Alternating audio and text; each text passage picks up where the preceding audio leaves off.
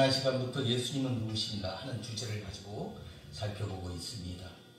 우리는 요한복음을 통하여 하나님이신 예수 그리스도에 대하여 하나하나 살펴보고 있습니다. 그래서 우리 예수님의 신적 정체성을 확인해 나가고 있습니다. 35절에 보니까 또 이튿날 요한이 자기 제자 중 두 사람과 함께 섰다가, 여기 보니까 이튿날 그랬습니다. 29절에도 이튿날 이런 표현이 연거푸 등장하고 있습니다. 초기 제자들이 부름받은 이 사건이 각각 하루씩의 시간적 간격을 가지고 연속하여 일어나고 있음을 보여주고 있습니다. 이처럼 한날 한날 일어난 일을 정확히 구분하여 쓸 수 있었던 것도 본서의 저자 사도 요한이 당시 세례 요한의 제자로 있었고, 또한 최초로 예수님을 만난 제자로서 이 모든 일을 직접 체험했기 때문일 것으로 보입니다. 사도 요한은 1세기 후반 상당히 늙은 나이에 에베소에서 본서를 기록하였습니다. 본절에서 51절 읽은 말씀 가운데는 예수님과 초기 네 제자들, 그러니까 안드레와 요한, 베드로, 빌립, 이런 사람들의 그 만남을 기록한 것으로 다른 복음서에서는 없는 내용이 되겠습니다. 공간복음은 예수께서 갈릴리 바닷가에서 처음으로 제자를 부르시는 장면을 기록하고 있지만, 요한은 이 기사를 생략하고 예수님과 네 제자와의 첫 대면의 속이야기, 그것을 자세하게 기록하고 있습니다. 세례 요한에게는 많은 제자들이 있었지만 그 중에 둘만 지금 언급하고 있습니다. 두 사람이 언급된 것은 이들이 그리스도의 첫 제자가 되었기 때문일 것입니다. 이 두 사람 가운데 한 사람은 안드레이지만 다른 한 사람의 정체는 숨겨져 있습니다. 그러나 그 사람이 본서의 저자 사도 요한이라는 것은 학자들이 간에 일치된 견해입니다. 세례 요한이 자기를 나타내지 않고 사람들의 시선이 예수에게로 집중되도록 노력했음에도 불구하고 계속 그의 추종자들은 많이 남아서 사후에까지 있었다 하는 것은 성경에 나타난 기록입니다. 36절에 보니까 예수께서 건의심을 보고 말하되 보라 하나님의 어린 양이다. 여기 보고 이렇게 말하고 있습니다. 보고 말했다. 힐끗 한번 쳐다본 것이 아니라 주목했다, 눈여겨봤다, 이런 의미일 것입니다.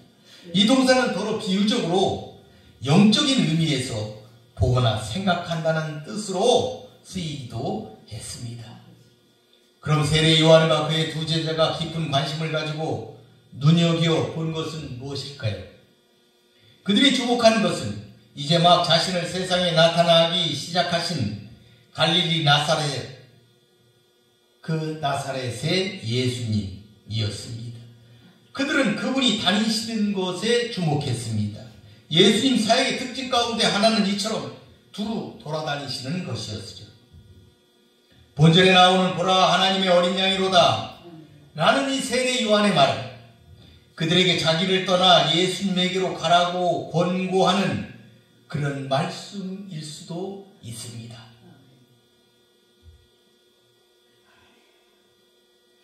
그는 보라 하나님의 어린 양이로다 하는 자신의 이러한 증거가 제자들에게 자신을 떠나서 예수에게로 가서 충성하도록 권고하는 결과가 될 것임을 알면서 이 말을 하였을 것이다. 그리고 이것은 그가 가장 바라는 일일 수도 있었을 것입니다. 특히 예수님을 증거하는 사역자로서 그는 이 점을 충분히 염두에 두었을 것이다. 이렇게 볼 수가 있습니다. 즉 사람을 자신에게로 모으려 하지 않고 그들로 예수님을 따르게 해야 하는 것, 그것이 그의 사명이었기 때문일 것입니다. 그렇게 그 사명에 충실한 자가 사명자다, 이렇게 우리는 말할 수가 있습니다. 오늘날 예수님의 종으로 사역하는 많은 사역자들이 반드시 알아야 될 귀한 사명이다. 이렇게 볼 수가 있겠습니다. 사람들을 자기에게로 모으는 것이 아니고 예수님에게로 모으려 하는 것. 이것을 지켜야 하겠습니다. 37절에 보니까 두 제자가 그의 말을 듣고 예수를 따랐다. 세례 요한이 자기의 두 제자 안드레와 본서의 제자인 요한에게 계속해서 예수에 대한 정보를 주고 있음을 알 수가 있습니다. 안드레와 요한 두 사람을 신뢰하는 자기의 스승 세례 요한으로부터 예수님에 관한 정확한 사실을 그들은 들을 수가 있었습니다. 자신을 떠나서 그분에게로 가라는 암시를 받은 셈입니다. 이는 세례 요한에게는 자기를 나타내고자 하는 야망이나 욕심 같은 것, 이것이 전혀 없었다 하는 것을 알 수가 있습니다. 단지 그의 사명은 예수님의 오심을 준비케 하는 것이었습니다. 그 길을 평탄케 하는 것이었다.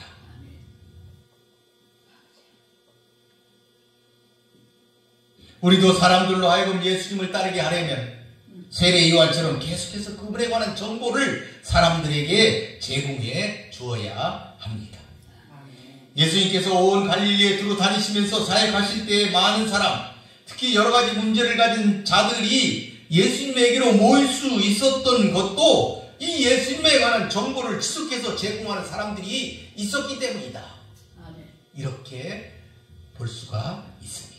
그래서 그의 소문이 온 수리아에 퍼졌다고 마태복음 4장에는 기록하고 있습니다. 이렇게 예수님에 관한 정보를 오늘날 제공하는 그 의무는 성도와 교회의 몫입니다. 이 일을 통해 허다한 우리가 예수님에게로 따르게 된다 하는 것입니다. 오늘 성경에서 따른다는 표현이 많이 나옵니다. 예수님을 따른다. 이 표현의 용례는 그리스도의 제자가 된다. 이런 의미가 되겠습니다. 세례 요한의 제자였던 안드레와 요한이 예수님을 따랐다는 것, 그것은 곧 그분의 제자가 되고자 했다 하는 결심을 나타낸다고 볼 수가 있습니다. 그들은 스승을 배신한 것이 아니었습니다. 누구보다도 스승의 뜻을 충실하게 따르는 사람들이었습니다. 이들은 이미 하나님 나라의 확장을 위하여 선택된 일꾼들이었기 때문에 요한이 이 사실을 알고 예수께로 가도록 종용했을 수도 있습니다. 이를 통해 우리는 인간적인 신의보다 하나님의 뜻과 부르심이 우선한다는 것을 알아야 합니다. 바울이 다메섹 도상에서 예수님을 만난 후 자기 조상들의 종교를 버리고 그리스도인이 된 것에 대해 우리 중에 아무도 그를 가리켜 신의를 저버렸다, 무례한 사람이다 비난하지 않습니다. 우리도 두 제자 요한과 안드레처럼 그리스도를 선택하는 사람들이 되어야 하겠습니다. 아멘. 38절에 보니까 예수께서 돌이켜 그 따르는 것을 보시고 물어 이르시되 무엇을 구하느냐? 이르되 라비 어디 계시오니까 하니. 여기 보니까 구하다 이런 표현이 나옵니다. 무엇을 구하느냐? 무엇을 찾기 위해서, 무엇을 발견하기 위해서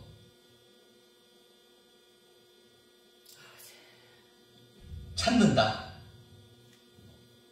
그 하는 것이 구하다. 이런 의미일 것입니다.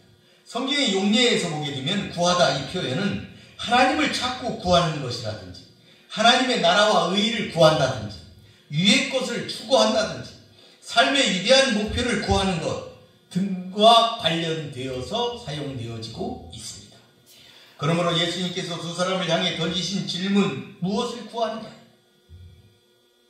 이것도 그들의 궁극적 목표가 무엇인지 물은 것으로 보아야 할 것입니다.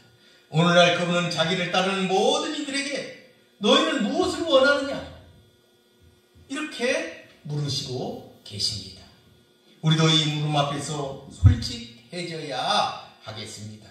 이 물음을 다른 말로 바꿔 표현하면 나는 무엇을 바라고 예수님을 믿는가? 내 인생의 목적과 내 목적과 목표는 무엇인가? 가 되겠습니다.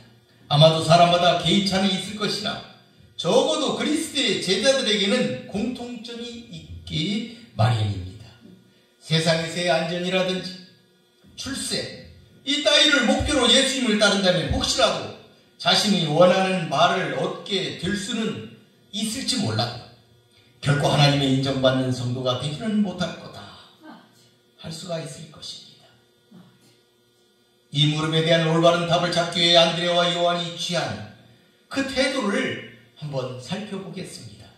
그들은 무엇을 원하느냐, 무엇을 구하느냐 라는 예수님의 질문에 직접적으로 대답하지 않고 예수님이 어디, 즉 어디 묵고 계시는지, 그곳이 어딘지 그것을 물었습니다. 그들이 무엇을 구하느냐 라는 예수님의 질문에 대답하지 않고 오히려 예수님이 계신 장소에 대해 질문을 던진 이유는 분명합니다. 그들이 예수님과 함께하고 싶었기 때문일 것입니다. 예수님과 보다 친밀한 교제를 나누기를 원했다. 이렇게 볼 수가 있습니다. 그 당시에 예수님을 따랐던 많은 무리들처럼 그분들 그 속에서 그분의 말씀을 잠시 듣고 돌아가는 그런 관계가 아니라 가까이에서 가르침을 받고 또 추종하는 측근이 되고자 하였기에 이렇게 물어보았다. 우리는 이렇게 해석할 수가 있습니다. 그러기에 안드레와 요한은 예수님을 랍비라고 부르며 존경의 의미를 넘어 지식을 구하는 학생의 입장에서 그러한 질문을 하였다. 이렇게 볼 수가 있겠습니다. 우리도 이런 자세로 예수님께 나아가야 할 것입니다. 39절에 보니까 예수께서 이르시되 와서 보라. 그러므로 그들이 가서 계신 데를 보고 그날 함께 거하니 때가 10시쯤 되었더라. 세례 요한의 두 제자 안드레와 요한의 질문, 그것에 대한 예수님의 대답은 와서 보라 였습니다. 이는 유대 랍비들이 교훈할 때 자주 사용하였던 탈무드에서도 흔하게 찾아볼 수 있는 어투, 권위 있는 자가 제자를 부르는 말이었습니다. 그러나 여기에는 깊은 의미가 내포되어 있다고 볼 수가 있습니다. 먼저 와서, 오라, 와라, 이건 명령형입니다. 헬라에서 명령법은 우리의 죄를 사하여 주옵시고 라는 표현처럼 요청을 나타내는 데 사용되어지고 있습니다. 그러니까 예수님께서 두 사람 안드레와 요한에게 와서 라고 하신 것은 명령인 동시에 그들의 요청에 대한 허락, 그렇게 해라, 와도 좋다 하는 허락이기도 한 것입니다. 그분은 언제든지 자기를 찾는 자들을 피하여 숨지 않으시고 자기에게로 오는 자들을 거절하는 법이 없으시다 하는 것입니다. 따라서 지금 곧 오라는 뜻으로 명령형을 사용하신 것입니다. 예수님 지금도 여러분을 이렇게 부르고 계십니다. 지금 곧 오라. 이 말씀에 응답하시는 여러분이 되시기를 바라겠습니다. 오라 하신 다음 보라 이렇게 하셨습니다. 이 단은 단지 보다라는 의미뿐만 아니고 경험해라, 심적으로 영적으로 지각해라, 깨달으라 라는 의미로 쓰였습니다. 이 사실을 감안할 때 예수님이 그들이 찾는 영적 생명과 위대한 능력의 비밀을 그들이 주께 나아오기만 하면 경험하게 될 것이다 라고 하시는 말씀인 것입니다. 이처럼 예수님은 자신에게 나아가는 자가 경험하게 될 풍성한 영적 축복을 이 단어 속에 와서 보라, 이 속에 함축하여 전달하신 것입니다. 여러분도 이러한 놀라운 영적 축복을 볼 수 있는 성도가 되시기를 바라겠습니다. 예수님의 허락이 떨어지자 두 사람은 즉시 그분이 계신 곳으로 가서 그날 예수님과 함께 거기서 거하였습니다. 그들이 예수님이 머무시는 집에서 매우 긴밀한 교제를 나누었음을 나타내고 있습니다. 그 두 사람은 예수님이 계신 곳이 아무리 초라하고 보잘것없어도 마다할 이유가 없었습니다. 언제든지 그분과 함께 머무는 사람만이 하나님께서 기뻐하시는 삶의 길을 발견하게 될 것이기 때문입니다. 예수님에게는 물질적 부나 화려함, 명예, 권력 따위를 기대하는 이들은 십자가의 고난의 길을 가시는 그분과 함께 머물 수는 없는 것입니다. 따라서 그분이 계신 곳에 함께 있으려면 먼저 자기를 철저히 부인해야 한다고 마태복음은 기록하고 있습니다. 바울처럼 자기 자신을 부인하고 죽어야만 그분이 어디에 계시든 기꺼이 함께 할 수 있는 것입니다. 우리도 이렇게 예수님과 함께하는 성도가 되시기를 바라겠습니다. 40절에 보니까 요한의 말을 듣고 예수를 따르는 두 사람 중 하나는 시몬 베드로의 형제 안드레다. 여기서 안드레를 소개하고 있습니다. 그런데 시몬 베드로의 형제다 이렇게 표현하고 있습니다. 아직 베드로가 이 복음에 나타나지 않습니다. 그런데 베드로의 형제 야고보로 그를 부르고 있습니다. 안드레 입장에서는 어쩌면 자존심이 상할 수도 있겠습니다. 그만큼 역사적으로 베드로가 중요한 역할을 하였다. 아주 잘 알려진 사람이다 하는 것을 우리는 이 본문을 통해 알 수가 있습니다. 하나님께서 일하시는 방법은 참으로 기묘하십니다. 예수님의 첫 제자가 된 안드레, 그를 통해서 그분은 한 가지 중요한 계획을 진행하셨는데 그것은 베드로를 역사적인 인물로 등장시킨 것입니다. 그러면 안드레는 어떠한 사람이었습니까? 안드레라는 이름의 뜻은 남자답다 뜻입니다. 그는 형제인 베드로를 예수님께 인도한 사람으로 특이한 점은 안드레는 언제나 자기를 나타내지 않고 뒷자리를 취하였다 하는 점입니다. 베드로의 형제 안드레로 산 것입니다. 이런 면에서 그는 겸손하고 충성스럽게 기꺼이 뒷자리를 택하는 모든 사람의 수호성인이다 라고 하는 성경학자 바클레의 찬사가 결코 지나침이 없다 한 것을 알 수가 있을 것입니다. 전승에 따르면 그는 스구디아인들에게 복음을 전했다고 알려져 있습니다. 이 스구디아인이라는 것은 우리가 역사에서 배우는 스키타이인들입니다. 흑해 북쪽과 카스피해 부근에 흩어져 살던 유목민들입니다. 그들에게 복음을 전했다 이렇게 알려져 있습니다. 그리고 그는 아가야에서 X자형 십자가에 못 박혀 순교했다고 알려져 있습니다. 그래서 오늘날 이 X자형 십자가를 성 안드레 십자가 이렇게 부르고 있습니다. 그는 예수 그리스도의 오병이어 사건 당시 물고기 2마리와 보리떡 5개를 가진 소년을 발견했습니다. 명절에 예배드리러 예루살렘에 올라온 사람들 중 예수님 뵙기를 원하는 헬라인들을 위해 빌립과 함께 예수님께 나아갔습니다. 그는 또 감람산에서 예루살렘 성전 파괴와 예수님의 재림에 대하여 질문한 바가 있습니다. 그러나 그는 전면에 나선 적이 없는 크게 주목받지는 못한 그러나 전형적인 그리스도인이라는 평가를 받는 인물입니다. 그래서 안드레를 후세 사람들은 위대한 보통사람 이렇게 부르고 있습니다. 이것이 베세다 출신 요한의 아들 안드레에 대한 다양한 평가 중에 하나입니다. 그는 시몬 베드로의 형제로서 스코틀랜드, 러시아, 그리스의 수호 성인이 되었습니다. 우리도 이렇게 후세에 평가받는 성도들이 되시기를 바랍니다. 바라겠습니다.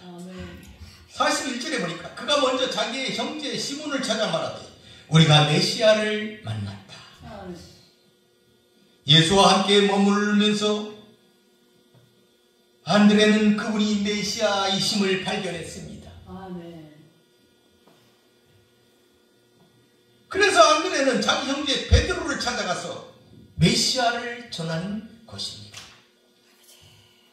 그래서 안드레는 개인적으로든 교회사적으로든 복음을 자발적으로 전하는 최초의 전도자라는 이름을 얻게 되었습니다.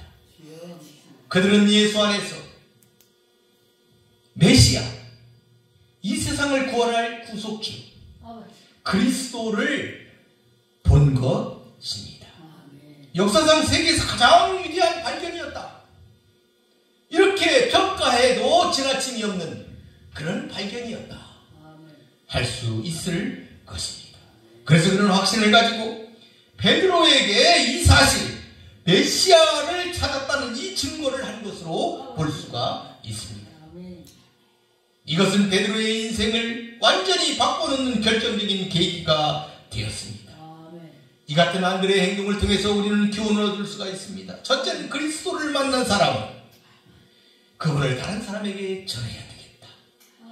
종교개혁자 칼빈은 이것이 모든 믿음의 본질인데 믿음은 빛을 끄지 않고 이를 사방에 발산한다고 하였습니다. 둘째는 전도는 먼저 가까운 사람들, 형제라든지 친척이라든지 친구들을 찾아가서 전하는 것이 전도다. 우리는 이러한 교훈을 얻을 수가 있겠습니다.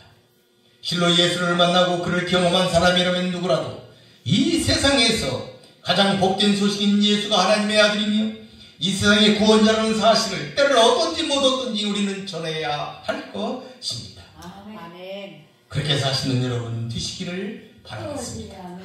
42절에 보니까 데리고 예수께로 오니 예수께서 보시고 이르시되 내가 요한의 아들 시몬이니 장차 개발하리라 하셨습니다. 안드레가 베드로를 데려왔다. 안드레는 요한의 형, 베드로의 형이었습니다. 그러니까 당시 동생이 형의 말을 거역한다는 것, 그것은 쉽지 않은 일이었을 것입니다. 그렇지만 베드로가 형을 불신할 이유는 없었을 것이기 때문에 베드로는 안드레의 말에 즉시 따랐던 것으로 보입니다. 복음을 말로써 전하는 것도 중요하지만 직접 예수님에게로 데려오는 일은 더 중요하다. 더 중요하다. 복음을 전하는 일은 단지 전한다는 사실에 만족하지 말고 한 걸음 더 나아가 그들을 예수님께로 데려오도록 힘써야 한다. 이것이 전도다 하는 것을 안드레를 통해서 우리는 배울 수가 있습니다. 안드레가 시몬을 데려오자 예수님은 그가 누구인지 단번에 알아보셨습니다. 이는 그분이 전에 시몬을 만난 적이 있다라는 말이 아닙니다. 그분께서 신적 통찰력으로 베드로를, 시몬을 주목하여 알아보신 것입니다. 보시고서 그가 장차 어떤 인물이 될지 그것까지 아셨던 것입니다. 예수님께서는 그의 아버지와 그의 이름까지 정확히 말씀하셨습니다. 사람의 심령을 감찰하시는 전능하신 하나님이신 것을 깨닫게 해주는 장면이다 할 수가 있습니다. 그러므로 우리는 주 앞에서 우리를 감추려 든다든지 우리를 어떻게 변형시킨다든지 하는 이런 시도, 이런 어리석은 시도, 이것을 할 필요가 없다 하는 것을 잘 알게 해주는 대목입니다. 예수님은 늘 사람들의 의도를 그리고 그 심령을 정확하게 간파하고 대응하시며 말씀하셨다 하는 것을 우리들이 알아야 하겠습니다. 이제 예수님은 시몬에게 새로운 이름을 주셨습니다.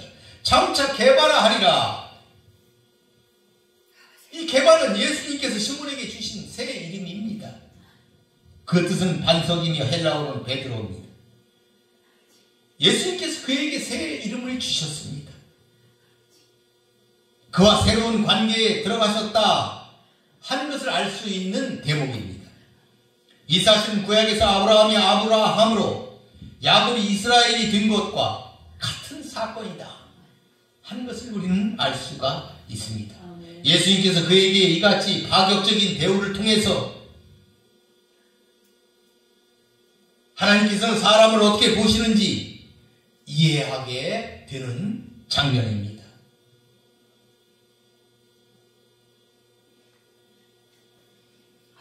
그러니까 이 중요한 것이 뭐냐면 하나님의 선택하심은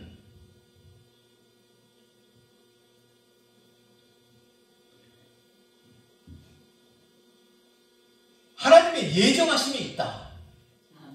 이런 말씀입니다. 하나님의 택하심을 입은 예정에 따라 시몬을 보시고 택하시고 개발하는 새 이름을 주셨다 하는 점입니다. 에베소서 1장 5절에 그 기쁘신 뜻대로 우리를 예정하사 예수 그리스도로 말미암아 자기의 아들들이 되게 하셨다 하는 겁니다. 물론 베드로는 어부였습니다. 하나님 앞에 보잘것없는 인물이었습니다. 성격은 급하고 거칠었습니다. 그런데 하나님이 이처럼 귀하게 쓰셨습니다. 하나님은 사람을 외모로 보는 법이 없으십니다. 성경의 가르침을 뒷받침하고 있습니다. 그게 뭡니까? 사람을 외모로 보지 않고 판단하신다는 것입니다.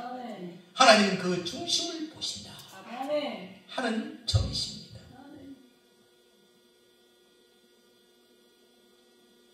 늘 얘기 드리지만 여러분도 이렇게 선택받은 성도이심을 의심치 마시길 바라겠습니다. 말씀을 정리해 보겠습니다. 오늘 본문은 예수님께서 제자들을 부르시는 장면입니다. 이 부르심에 대하여 요한은 공간 복음의 내용과는 다르게 기록하고 있습니다.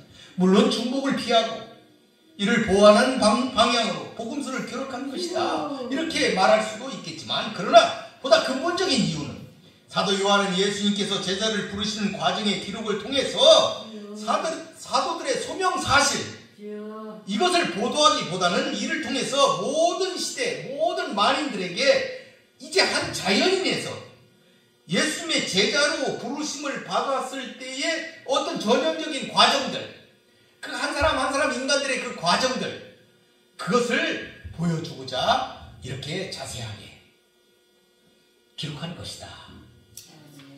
이렇게 우리는 이해를 하여야 하겠습니다. 그러니까 여러분들을 부르신 과정은 어떻게 된 것이다 하는 것이죠. 오늘 본문의 안드레와 요한 그리고 이 본문의 말씀의 다음에 기록되어 있는 베드로와 빌립과 나다니엘 이들 모든 것들이 다 똑같습니다. 예수님은 그렇게 그들을 부르셨습니다. 그리고 그들은 제자가 되었습니다. 그리고 오늘날도 예수님은 여러분들을 그렇게 부르고 계십니다. 그리고 여러분도 제자가 되어 예수님을 지금 따르고 있습니다. 그런데 예수님이 그들에게 물으셨습니다. 무엇을 구하느냐? 여러분은 그리스도를 통하여 원하시는 것이 무엇입니까? 나는 무엇을 바라고 예수님을 믿고 있습니까? 생각해 보시기를 바라겠습니다. 안드레와 요한도 이 점이 궁금했습니다. 예수님이 궁금했습니다. 라비여 어디 계시오니까 질문했습니다. 그들은 예수님 알기를 원했던 것입니다. 그리스도를 따르는 자가 되는 데에는 그리스도와의 개인적이며 인격적인 만남이 필수적입니다. 이러한 관계 없이는 수백 번 예수께 나아가도 주님의 참된 제자가 되지 못한다는 것은 가룟 유다가 3년씩이나 예수님을 따랐지만 제자가 되지 못했다 하는 점에서 우리는 깨달을 수가 있습니다. 우리는 예수님과의 만남을 통해서 예수님을 알아야 합니다. 그래서 그들은 예수님과 함께 하기를 구한 것입니다. 그때 예수님은 와서 보라 이렇게 말씀하셨습니다. 그런데 여러분 예수님과 함께 하라면 예수님의 십자가를 지고 따라야 한다고 예수님이 말씀하고 계십니다. 그 길은 화려하지 않습니다. 좁은 길이라고 예수님은 말씀하고 계십니다. 그런데 그 길을 간 제자들이 있습니다. 오늘의 본문의 제자 그중 안드레입니다. 안드레는 남자다운 어부였습니다.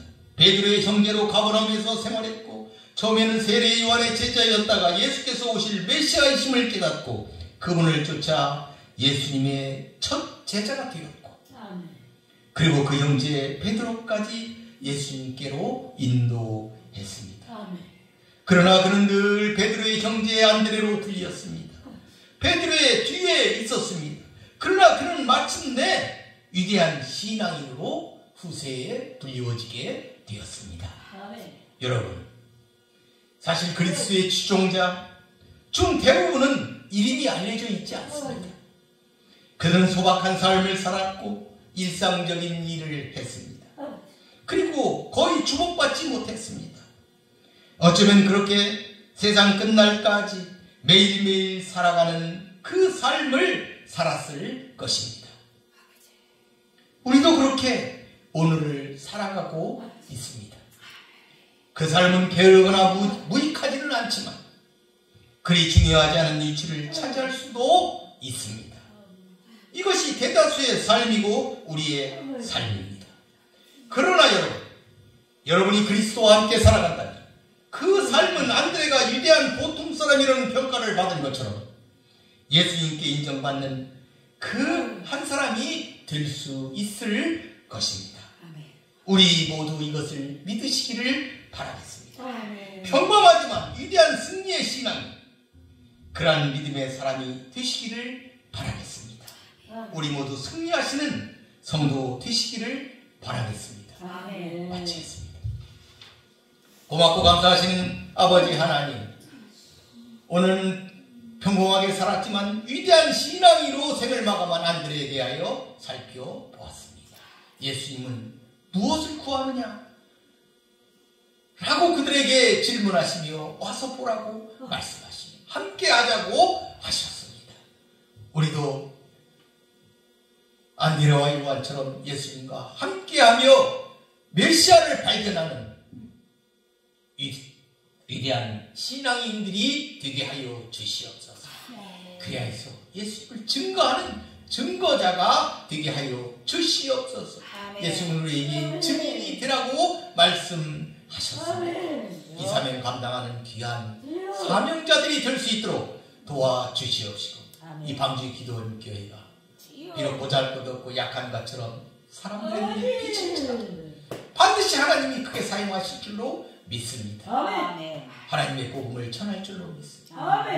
성령의 능력으로 나타나내실 줄 믿습니다. 하나님의 예정 가운데 있을 줄로 믿습니다. 이것을 이루는 방주 기도원 사랑하는 성도들 되게 하여 주시옵소서. 예수님의 이름으로 기도하나이다.